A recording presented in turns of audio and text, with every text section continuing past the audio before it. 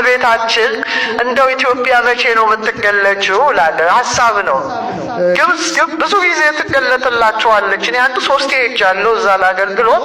በተለይ ቢገርማችሁ በ1968 250 ሺህ ሰው እያያት ለተከታታይ 3 ዓመት ዘይቱን ማርያም ጉልላት ላይ ተገልጻለች። እልል በሉ አይትልኝ መጋቢት 24 ዓለም ሁሉ ተሰብስቦ እኮ ነው። ዓለም ሁሉ 250 ሺህ ሰዎች ነው ያዩዋል።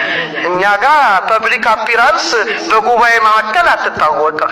ምናልባት ነጠላችን ጥሩ ይመስላል፣ ግን ልባችን ትንሽ በዘረኝነት ቋት ውስጥ የገባ ሳይሆን አይቀርም። ደግሞ አንቆርብም፣ ችግሩ አንቆርብም፣ ስጋው ደግሞ አንቀበልም አይደል? እስቲ የቆረባችኋቸው ብቻ ያልቆረባችሁ እግዚአብሔር ፊት ናችሁ። እስቲ ያጨብጭቡ።